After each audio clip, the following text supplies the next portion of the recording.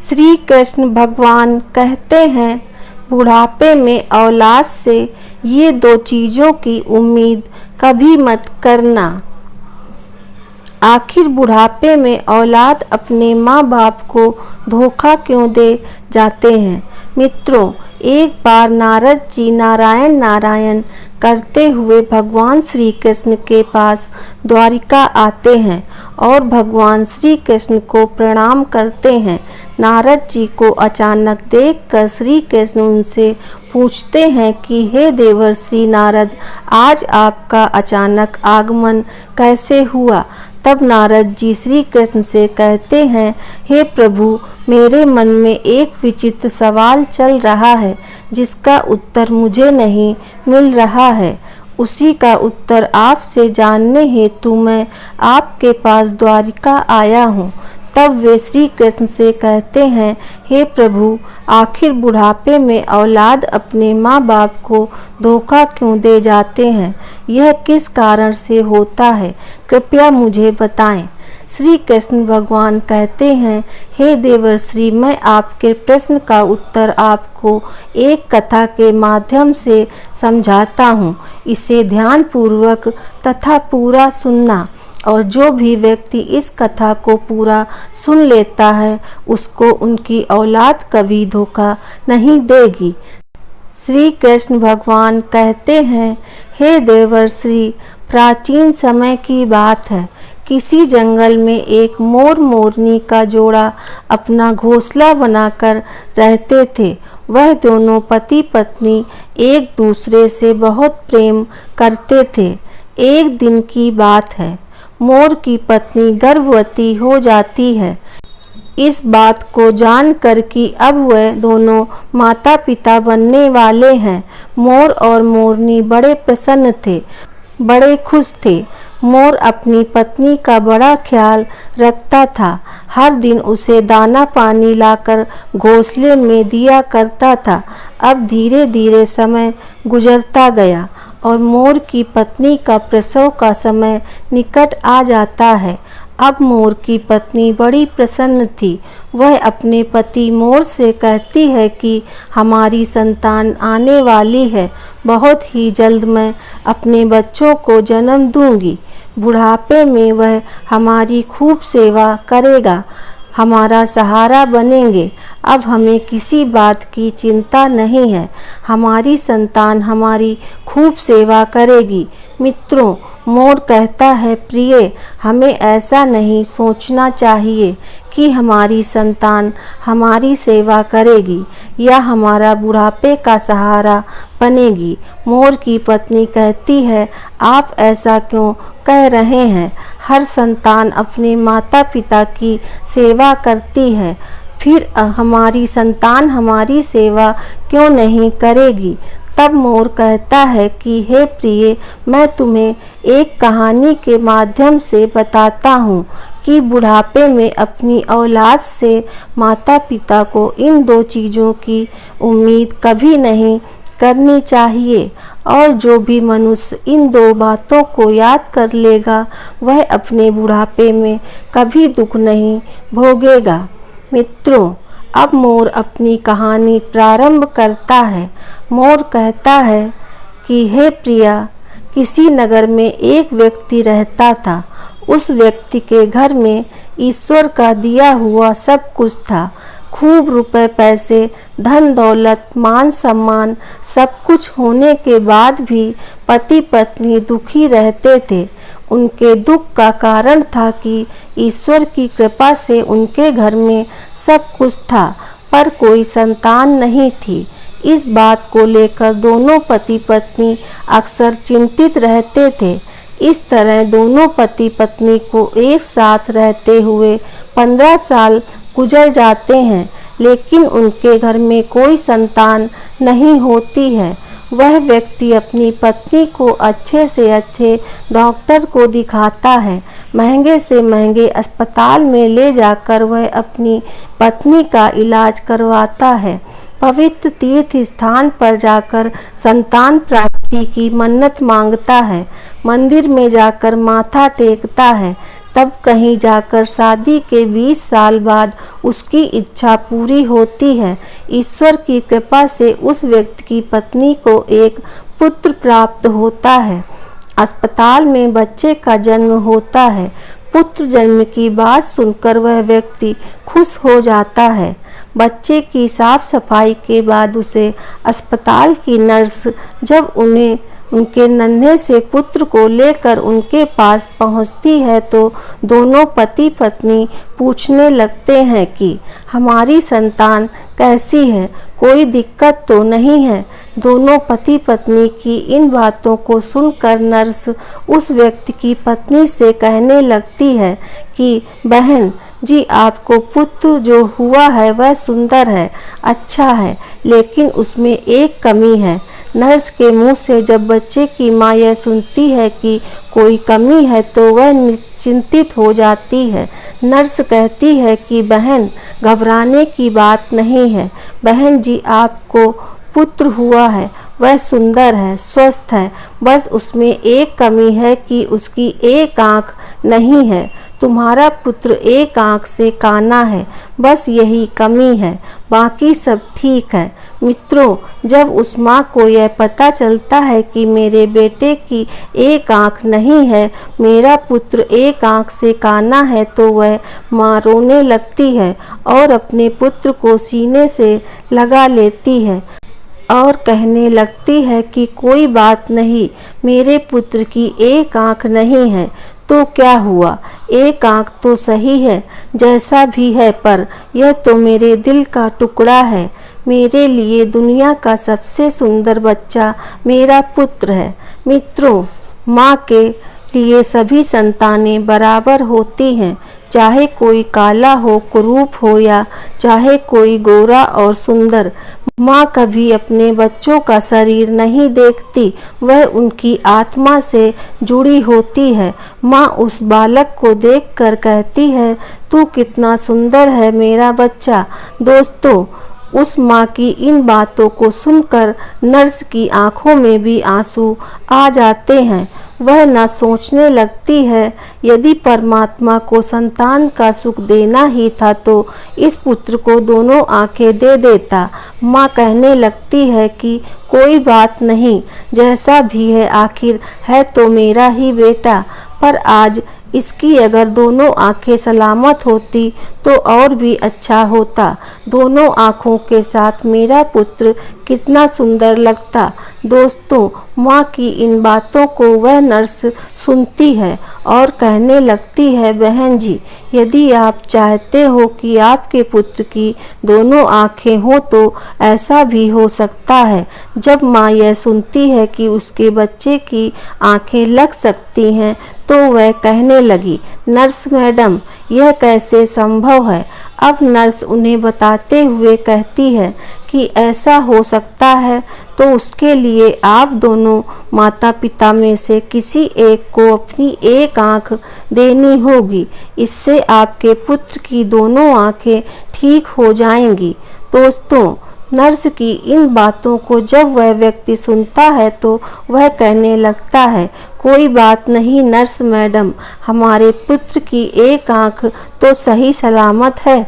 हमारा पुत्र एक आँख से ही दुनिया देख सकता है, दूसरी आँख उसे लगाने की ज़रूरत नहीं है।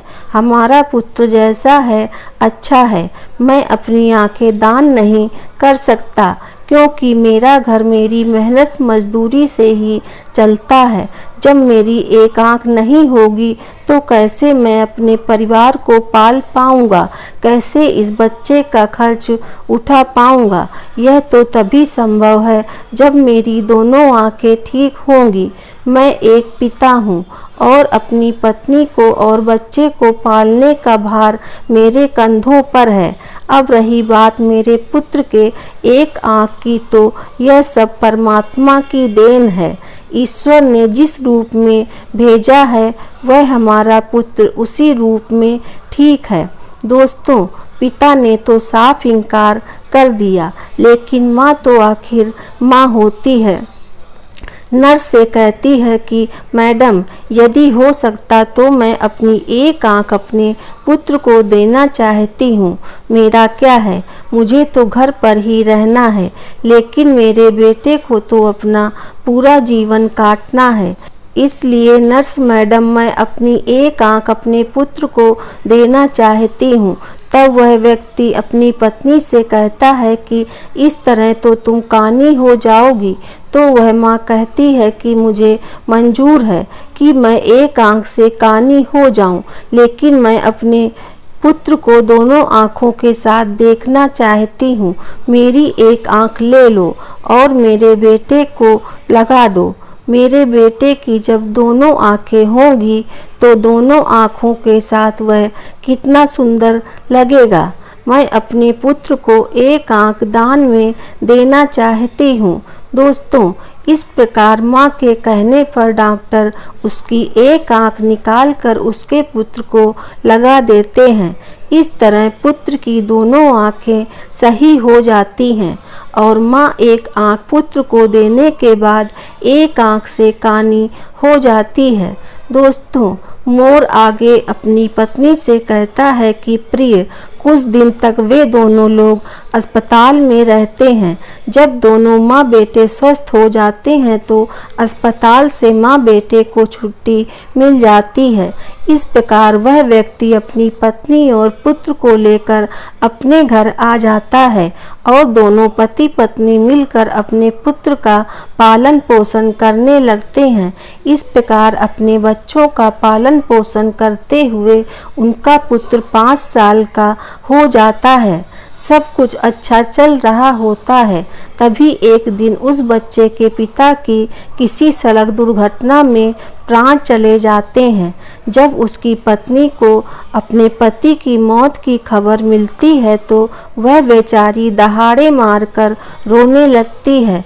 वह सोचने लगती है कि मेरा 5 साल का बच्चा है। घर में एक ही कमाने वाले थे और वह भी मुझे छोड़कर चले गए। अब मैं इस बच्चे का पालन पोषण कैसे कर पाऊंगी? अब यह सोच सोच कर वह जोर जोर से रोने लगती है।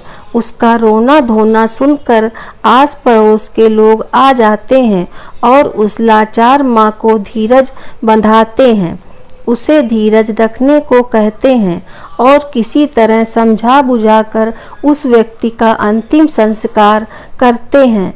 दोस्तों, इस प्रकार वह लाचार माँ अपने 5 साल के बच्चे के साथ जीवन बिताने लगती है।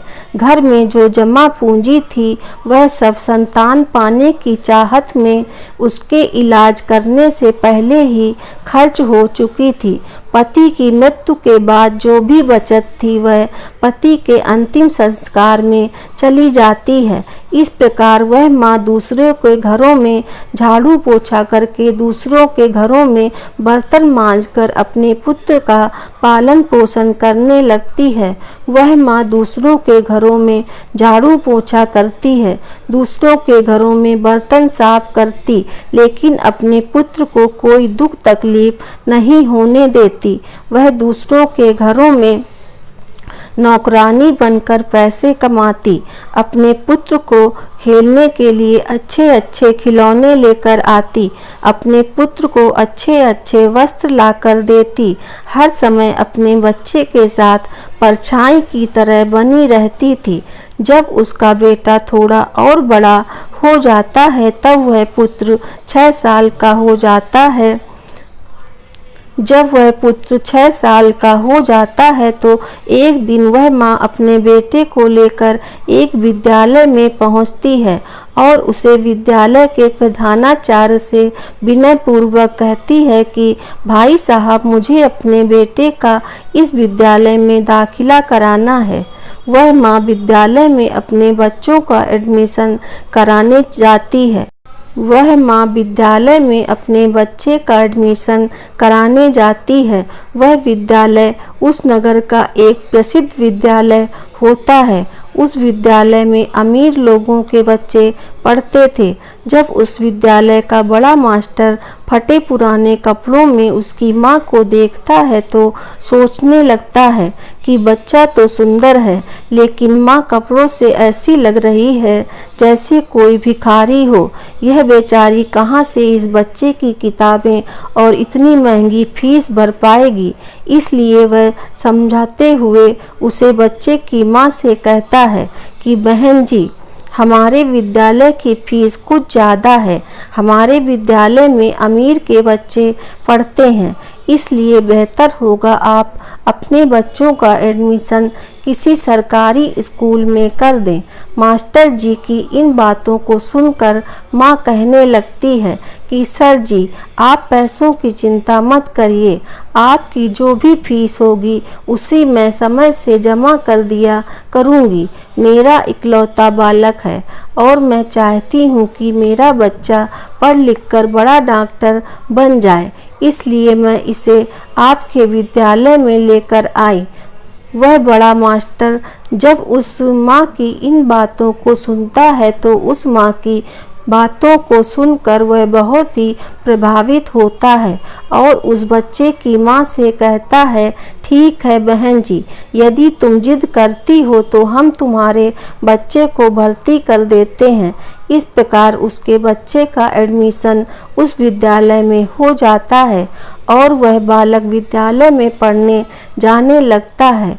पहले तो वह माँ 5 घरों में झाड़ू पोछा करके अपना गुजारा कर लेती थी, लेकिन अब अपने पुत्र के एडमिशन के बाद अपने पुत्र की पढ़ाई के खातिर 10 घरों में काम करने लगी। वह माँ दूसरों के घरों में झाड़ू पोछा करके अपने पुत्र को पढ़ाने लिखाने लगती है। पढ़ते पढ़ते वह पुत्र जब 5वीं कक्षा में आ जाता है, जब उसकी उम्र 10 साल की हो जाती है तो एक दिन स्कूल के सभी बच्चे मिलकर उस बालक को छेड़ने लगते हैं और खेल खेल में कहने लगते हैं कि देखो देखो, एक आंख वाली काली माँ का बेटा आ गया। उसकी माँ एक आंख से कानी है। दोस्तों, वह देखो देखो, एक आंख वाली कानी माँ का बेटा आ गया, उसकी माँ एक आंख से कानी है। वह लड़का जब अपने सहपाठियों की इन बातों को सुनता है तो क्रोध में भर जाता है। उसे बहुत बुरा लगता था। जब विद्यालय की छुट्टी होती है तो छुट्टी के समय हमेशा की तरह उसकी माँ उसे लेने आती है।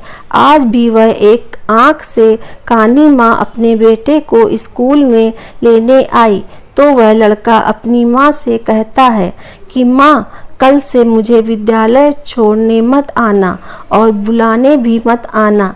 जब माँ पूछती है कि पुत्र क्या बात हो गई, तुम ऐसा क्यों कह रहे हो, तो लड़का कहने लगता है कि माँ, तुम्हारी सूरत ठीक नहीं है, तुम एक आंख से कानी हो। तुम जब मेरे साथ विद्यालय में आती हो तो मेरे साथ के लड़के मेरा मजाक उड़ाते हैं और तुम्हारी वजह से मुझे शर्मिंदा होना पड़ता है। तुम ऐसी हो वैसी हो, इस तरह की बातें करते हैं।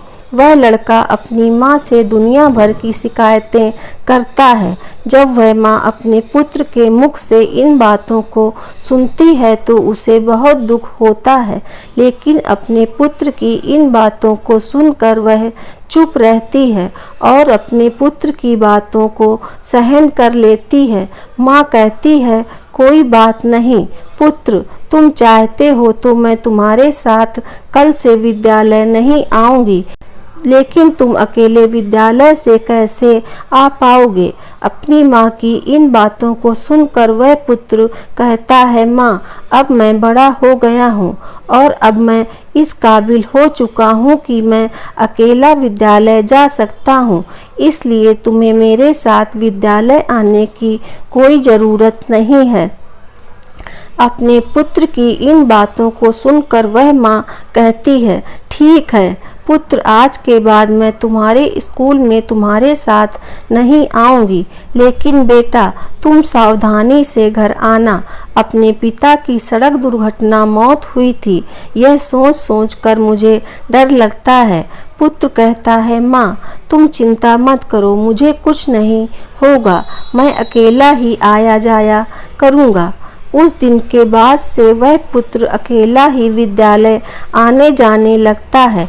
जैसे जैसे पुत्र बड़ा होता गया वैसे वैसे पुत्र के खर्चे भी बढ़ते चले गए। जैसे जैसे पुत्र के खर्चे बढ़ते गए वैसे वैसे उस पर काम का बोझ भी बढ़ता चला गया।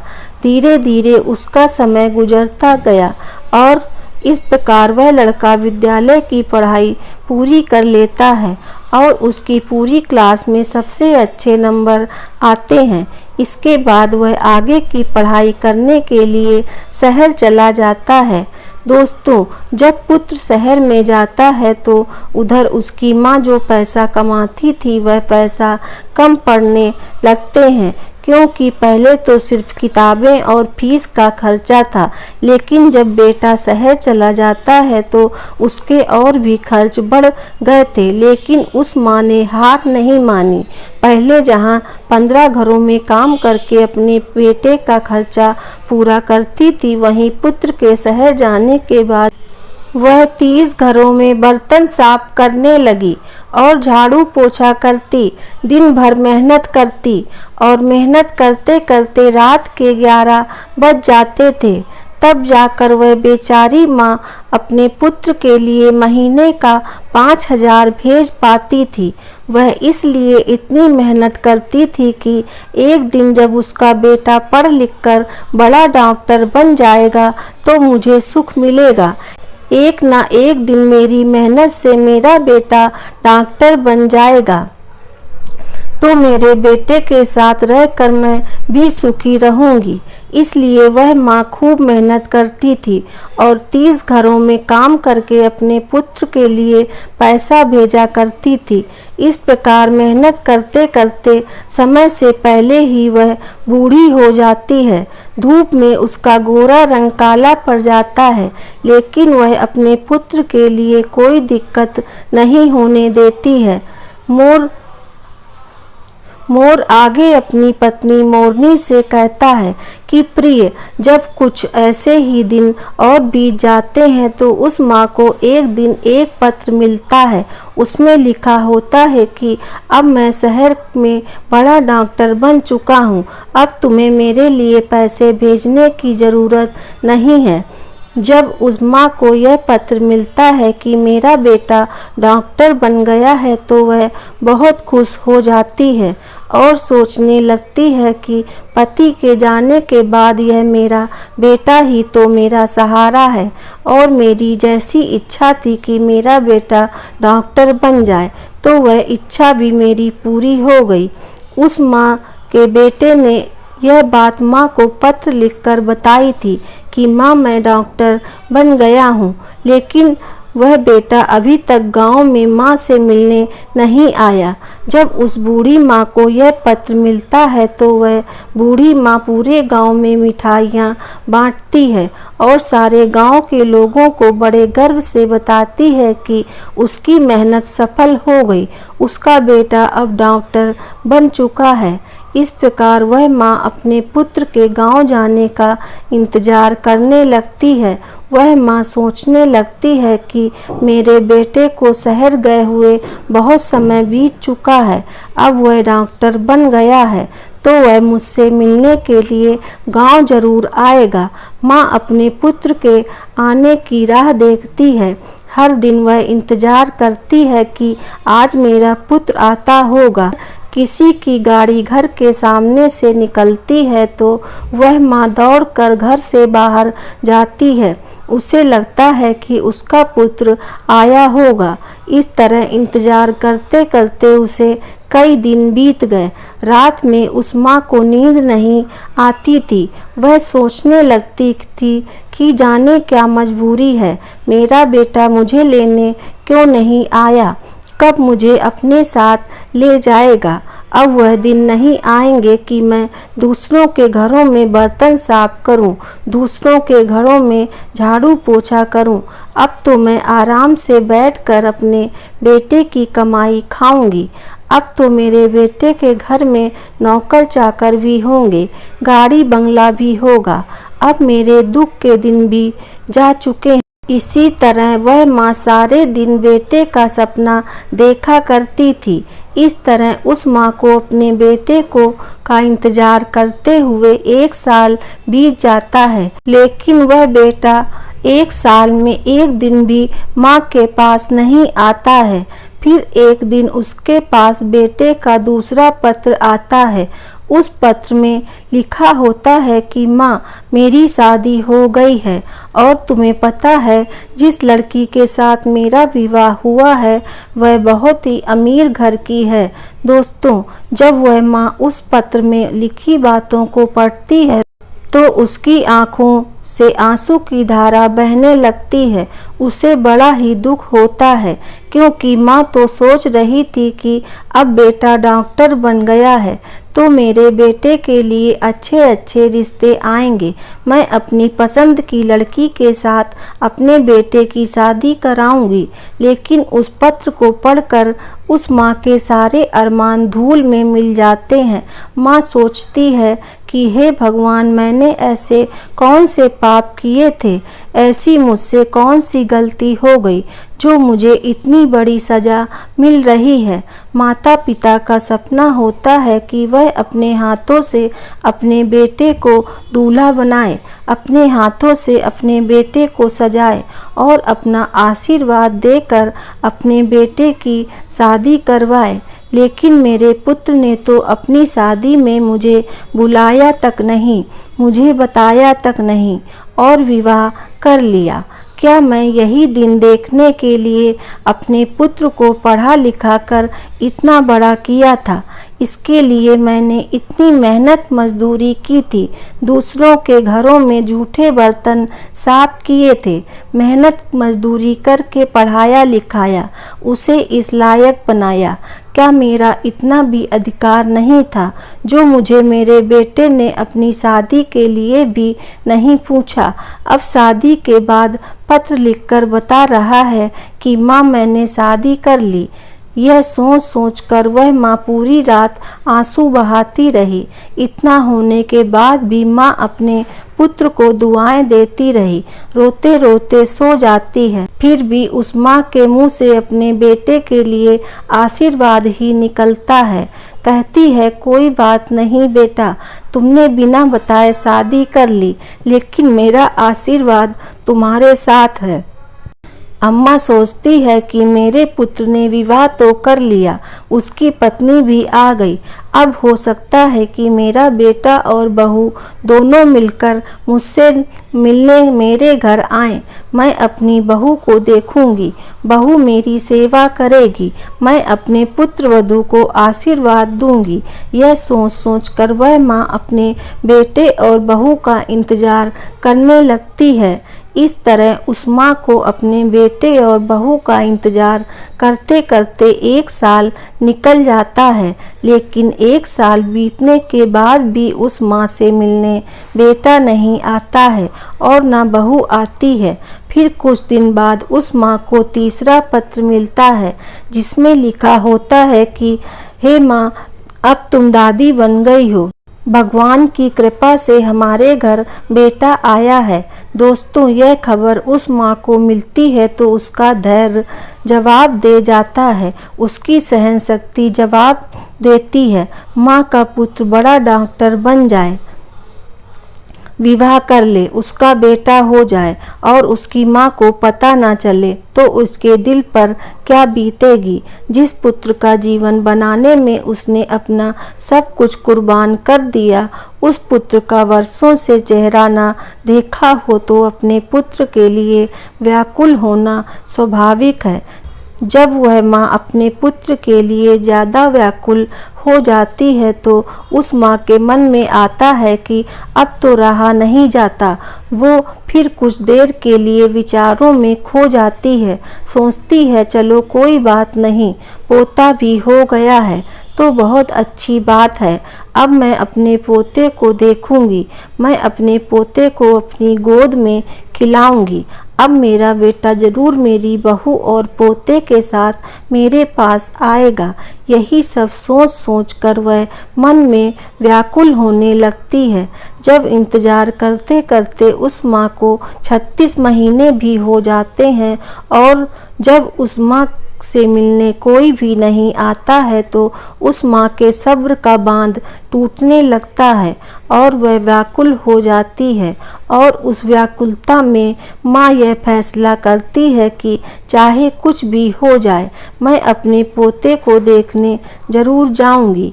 यह निर्णय करके माँ अपने बेटे और बहू से मिलने के लिए शहर के लिए चल देती है। इसी तरह वह पता पूछते पूछते उस शहर में पहुंच जाती है जिस शहर में उसका बेटा रहता था। उस शहर में पहुंचकर वह बूढ़ी माँ एक रिक्शे वाले को अपने पास बुलाती है और रिक्शे वाले को अपने बेटे का पत्र दिखाते हुए कहती है, बेटा मुझे इस जगह पर जाना है। रिक्शा वाले ने पता देखा और बूढ़ी माँ को अपने रिक्शा में बैठा लिया और उस बूढ़ी माँ को उस बताए हुए पते पर ले जाता है। कुछ समय बाद वह रिक्शे वाला बूढ़ी माँ को लेकर बड़े डॉक्टर के बंगले पर पहुँच जाता है और बंगले के सामने अपना रिक्शा खड़ा कर देता है और उस बूढ़ी माता से कहता है कि माँ, तुमने जो पता दिखाया था तुम उस पते पर पहुँच चुकी हो। यह जो सामने बंगला है यहीं रहते हैं डॉक्टर साहब।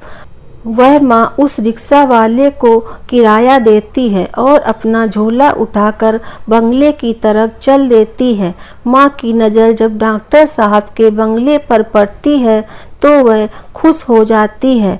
वह देखती है कि सुंदर आलीशान बंगला बना हुआ है। बंगले के सामने चमचमाती गाड़ी खड़ी है और दरवाजे पर चपरासी बैठे हुए हैं। यह देखकर उस माँ को बड़ी खुशी होती है कि कितने सुंदर घर में मेरा बेटा रहता है। वह मोर आगे कहता है कि प्रिय, वह बूढ़ी माँ जो एक थैली में अपने पोते के लिए खिलौने, बहू के लिए साड़ी और कुछ मिठाइयाँ लेकर आई थी। जब वह थैली को लेकर वह माँ बंगले के अंदर जाने लगती है तो जैसे ही बंगले के अंदर घुसती है तो गेट के पास खड़े एक चपरासी की नज़र उस पर पड़ती है। चपरासी देखता है कि फटे पुराने कपड़े पहने एक काली कलूटी बुढ़िया जो एक आंख से कानी है बंगले के अंदर घुसी जा रही है। जब वह चपरासी उस महिला को देखता है तो कहने लगता है कि तुम्हें किस से मिलना है, उस तरह अंदर कहाँ चली जा रही हो। चपरासी के जब यह शब्द उस माँ के कानों में पड़ते हैं तो वह माँ एकदम से रुक जाती है और चपरासी से कहती है कि यहाँ पर मेरा बेटा रहता है, मेरे बेटे के पुत्र हुआ है, इसलिए मैं अपने पोते को देखने आई हूँ। चपरासी उस माँ को डांटते हुए कहता है, बुढ़िया, तूने कभी अपनी शक्ल देखी है? तुम्हें पता है कि यह किसका बंगला है? यह एक बड़े डॉक्टर साहब का बंगला है। तब वह माँ कहने लगती है, मुझे पता है यह डॉक्टर साहब का बंगला है और जो तुम्हारे डॉक्टर साहब हैं वही मेरे पुत्र हैं। वह चपरासी कहने लगता है, अरे बुढ़िया, तुम गांव देहात की महिला, ना तुम्हारे कपड़े ठीक हैं ना तुम्हारी शक्ल ठीक है। डॉक्टर साहब तुम्हारे बेटे कैसे हो सकते हैं? तब जब यह बात पास में खड़ा हुआ एक दूसरा चपरासी सुनता है तो वह भी उसके पास पहुंच जाता है। जब उसे पता चलता है कि यह बुढ़िया कह रही है कि डॉक्टर साहब की माँ है तो वह चपरासी उनसे पूछने लगता है कि माँ, आपके पास कोई प्रमाण है जिससे हम पता कर सके कि तुम हमारे डॉक्टर साहब की माँ हो? जब वह माँ उस दूसरे चपरासी की इन बातों को सुनती है तो तुरंत ही अपने साथ पल्लू में बंधा हुआ वह पत्र उस चपरासी को दिखाती है जो उसके पुत्र ने अपनी माँ को भेजा था। जब चपरासी उस पत्र को खोल कर देखता है और भेजने वाले का पता देखता है तो उस बूढ़ी बूढ़ी माँ से माफ़ी मांगने लगता है और कहते हैं, हे माता, मुझे माफ़ कर दो, हमें नहीं पता था कि तुम डॉक्टर साहब की माँ हो। दोस्तों, वह माँ कहती है कि चलो कोई बात नहीं, मैं तुम्हें माफ़ कर देती हूँ, मुझे बताओ कि मेरा बेटा और बहू कहाँ पर हैं।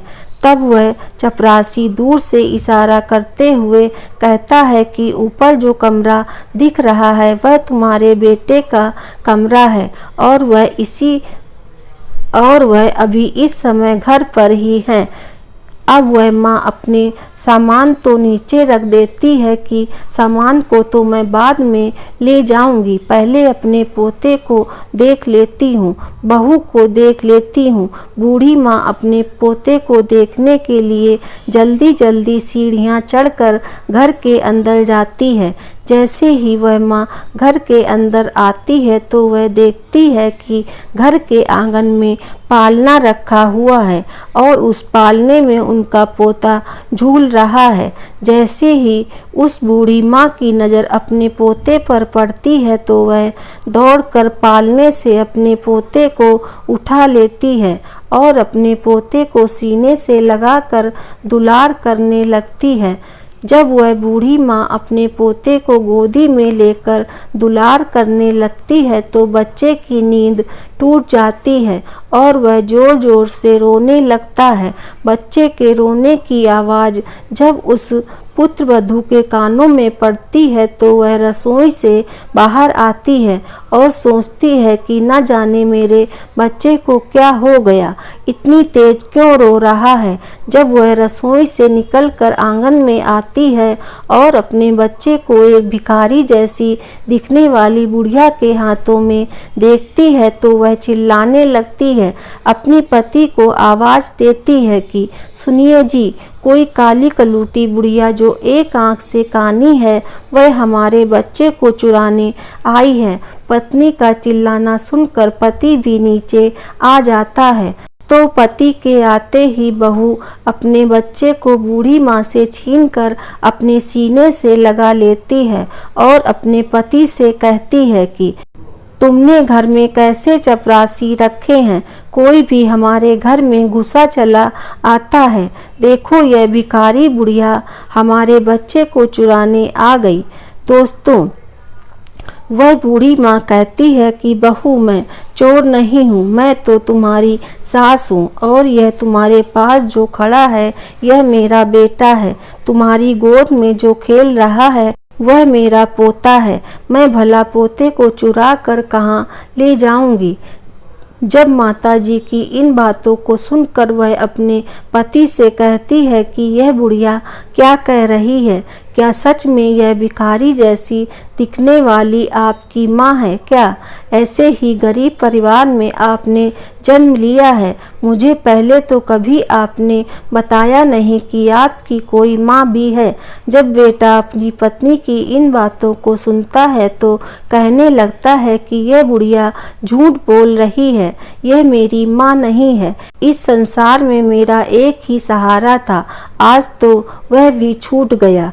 वह माँ समझ जाती है कि मेरे पुत्र ने बड़े घर की बेटी के साथ विवाह किया है। मेरा बेटा बड़े पद पर पहुंच गया, इसलिए मुझे पहचानने से इनकार कर रहा है। माँ ने कहा, बेटा कोई बात नहीं, मुझे लगा कि तुम मेरे पुत्र हो, इसलिए मैं तुम्हारे पास चली आई, क्योंकि तुम्हारे जैसा एक मेरा भी पुत्र है जिसे मैंने मेहनत मजदूरी करके डॉक्टर बनाया है, जो मेरे जीने का सहारा था। लेकिन अब मुझे पक्का यकीन है कि तुम मेरे बेटे नहीं हो सकते हो, मुझसे गलती हो गई। इतना कहकर वह माँ रोते रोते घर की सीढ़ियों से नीचे उतरने लगती है और सोचने लगती है कि बुढ़ापे में एक ही सहारा था और वह भी आज मुझसे छूट गया। एक आस थी, वह भी टूट गई। वह सोचती है कि जिसे मैंने जीवन की खुशी समझा था, जिसको मैंने अपने जीवन जीने का अधिकार माना था, जो जीवन की नैया को पार लगाने वाला था, वही बुढ़ापे बुढ़ापे के जीवन की नैया को मझधार में डुबा रहा है। इस प्रकार रोते रोते माँ भारी कदमों से नीचे उतरने लगती है। अब वह माँ सोचती है कि जब बेटे ने ही मुंह मोड़ लिया है तो अब जी कर मैं क्या करूँगी। अब बेटा ही नहीं रहा तो इस जीवन का क्या होगा। इस प्रकार वह माँ अपने बेटे के घर से बाहर निकल जाती है और बंगले के बाहर जो चपरासियों का कमरा था वहाँ पहुँच जाती है और एक चपरासी को अपने पास बुलाकर कहती है, बेटा मुझे एक पत्र लिखवाना है, क्या तुम मेरे लिए इतना कर सकते हो।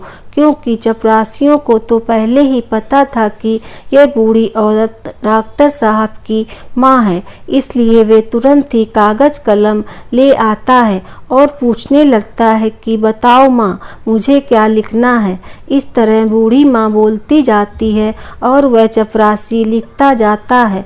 जब वह पत्र पूरा लिख जाता है तो वह माँ उस चपरासी से कहती है, बेटा मुझे बहुत जोरों की प्यास लगी है, क्या तुम मेरे लिए थोड़ा पानी ला सकते हो। उस माँ के कहने पर चपरासी तो बूढ़ी माँ के लिए पानी लेने चला जाता है और इधर वह बूढ़ी माँ अपनी साड़ी पंखे में डालकर आत्महत्या कर लेती है। जब चपरासी वापस लौटता है तो कमरे का नज़ारा देखकर हैरान रह जाता है। चपरासी ने देखा कि वह माताजी फांसी के फंदे पर झूल रही हैं। अब तुरंत ही वह जाकर यह खबर डॉक्टर साहब को देता है। इस खबर को सुनकर वह पति पत्नी दौड़े दौड़े उस कमरे में आते हैं। आगे आगे डॉक्टर साहब और पीछे पीछे उनकी पत्नी दौड़ते हुए आते हैं। जब वह पुत्र अपनी माँ को इस हालत में देखता है तो अपनी माँ को देखकर उसके पैरों तले जमीन खिसक जाती है। वह पुत्र अपना माथा पकड़ लेता है और सिर पकड़कर जमीन पर बैठ जाता है। वह सोचने लगता है कि मुझे नहीं पता था कि मेरी बातें मेरी माँ को इतनी बुरी लगेंगी। मैं तो अपनी पत्नी को झूठी शान शौकत दिखाने के कारण माँ को पहचानने से इनकार कर रहा था, इसलिए कह रहा था कि कोई मेरी माँ नहीं है। मुझे डर था कि मेरी असलियत जानकर मेरी पत्नी मुझे छोड़ ना दे, इसलिए मैंने यह बोल दिया कि मेरी कोई माँ नहीं है। लेकिन तुमने तो मेरे झूठ को सच बना दिया। एक बार पुत्र की मजबूरी के बारे में सोचा होता। जब पत्नी की नज़र फांसी पर झूलती हुई उस माँ के हाथों पर पड़ती है तब उस बेटे की पत्नी फांसी पर झूलती हुई माँ के हाथों में कागज का टुकड़ा देखती है तो वह उस कागज के टुकड़े को बूढ़ी माँ के हाथों से लेकर पढ़ने लगती है। पढ़ते पढ़ते उसकी आंखें भर आती हैं। उस पत्र में लिखा हुआ था कि बेटा मेरा आशीर्वाद है कि तुम खूब उन्नति करो, मेरा आशीर्वाद तुम्हारे साथ है। जाते जाते तुम्हें कुछ राज बताना चाहती हूँ। बेटा मैं अच्छी नहीं दिखती हूँ तो इसके पीछे भी एक कारण तुम ही हो। जब तुम्हारा जन्म हुआ था उस समय तुम्हारी एक आँख नहीं थी। मैंने अपनी एक आँख तुम्हें देकर तुम्हें सुंदर बनाया था, सुंदर रूप दिया था और मैं कुरूप हो गई और उस कुरूप चेहरे से तुम नफरत करते हो क्योंकि मैं कानी हूँ और दूसरे मेरा रंग काला है। यह भी ऐसा नहीं था बेटा। आज तुम जिस मुकाम पर बैठे हो उस मुकाम पर तुम्हें पहुँचाने के लिए मैंने दिन रात मेहनत की है। मैंने कभी नहीं देखा कि कितनी गर्मी है, कितनी सर्दी है। तुम्हें पढ़ाने लिखाने के लिए, तुम्हारे खर्च उठाने के लिए मैं काली कलूटी हो गई, उसका भी मुझे कोई मलाल नहीं है। तुम सुंदर हो इसकी मुझे खुशी है। मैं तो तुम्हें देखना चाहती थी, अपने पोते को देखना चाहती थी, अपनी बहू से मिलना चाहती थी, इसीलिए मैं शहर चली आई क्योंकि तुमने तो कभी गांव जाकर मेरा हाल नहीं पूछा। लेकिन जब मैं स्वयं चलकर तुमसे मिलने आई तो तुमने मुझे पहचानने से इनकार कर दिया। इसलिए लगा कि अब दुनिया में मेरा कोई नहीं है, अब जीने का मेरा उद्देश्य खत्म हो गया है। जब कोई रहा नहीं तो मेरे जीने का क्या फ़ायदा। बेटा, जाते जाते ईश्वर से प्रार्थना करती हूँ कि तुम सदा खुश रहो, तुम्हारी संतान खुश रहे। जब उस बेटे की पत्नी यह पत्र पढ़कर अपने पति को सुनाती है तो उस बेटे का सिर शर्म से झुक जाता है। उसे अपने आप से घृणा होने लगती है कि जिस माँ ने मेरी जिंदगी बनाने में अपना सब कुछ निछावर कर दिया, वही माँ आज मेरी चौखट पर मुझसे मिलने आई तो मैंने एक गिलास पानी तक नहीं पूछा। इस प्रकार दोनों पति पत्नी अपनी गलती के लिए उस मरी हुई माँ से माफ़ी मांगते हैं। लेकिन अब क्या हो सकता था, वह माँ तो उनकी माफ़ी सुनने के लिए वहाँ मौजूद नहीं थी, उनसे बहुत दूर जा चुकी थी, जहाँ से कोई नहीं आता। अब डॉक्टर साहब के जीवन में सिर्फ पछताना ही रह गया था। कैसी यह दुनिया है।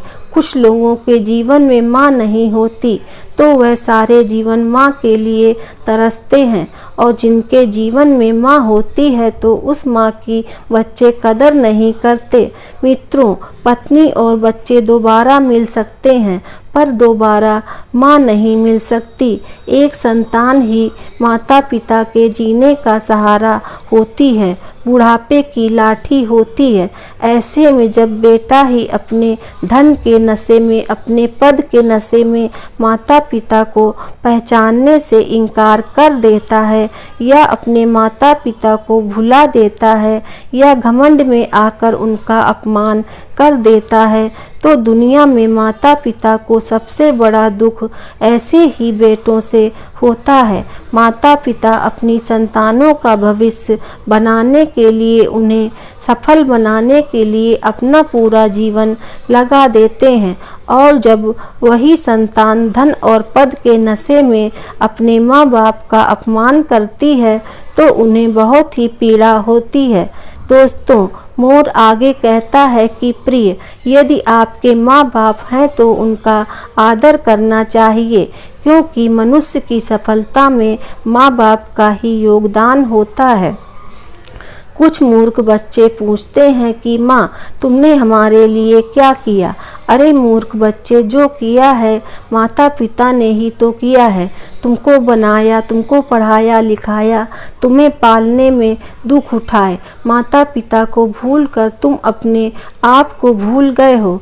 बच्चा यह भूल जाता है कि माँ बाप के अतिरिक्त दुनिया में दूसरा कोई उसका भला चाहने वाला नहीं है। माता पिता मर के भी तुम्हारा भला ही चाहेंगे, और सब लोग जो तुम्हारे अपने होने का दावा कर रहे हैं वह सिर्फ एक निश्चित समय तक और एक मतलब तक ही तुम्हारा भला चाहते हैं। लेकिन माता पिता बिना स्वार्थ के जीवन भर तुम्हारा हित चाहते हैं। दोस्तों, मोर आगे कहता है कि हे प्रिया, एक पुत्र को जन्म देने में एक स्त्री अपनी सुंदरता को खो देती है, लेकिन वही पुत्र जब जवान होता है तब उसकी शादी हो जाती है तो वही पुत्र अपनी पत्नी की सुंदरता में अपने माता पिता को खो देता है।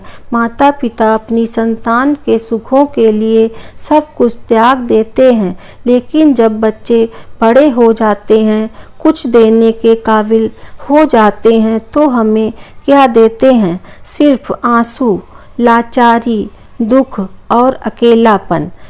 मित्रों, जो संतान माता पिता को सिर्फ इसलिए भुला देती है कि उनके बुढ़ापे को देखकर आपके मित्रों में आपकी इज्जत कम हो जाएगी, तो यह उसकी सबसे बड़ी भूल है। मित्रों, श्री कृष्ण कहते हैं, उम्र के इस पड़ाव पर पहुंचने के बाद आपकी और आपके मित्रों की भी यही हालत होगी। आपका भी रूप और जवानी इसी तरह की हो जाएगी। आपके भी उस रूप को देखकर लोग आपसे नफरत करने लगेंगे। प्रिय मित्रों, श्री कृष्ण आगे कहते हैं कि प्रिय, जवानी में माता पिता को औलाद से किन किन चीज़ों की उम्मीद भूल कर भी नहीं करनी चाहिए।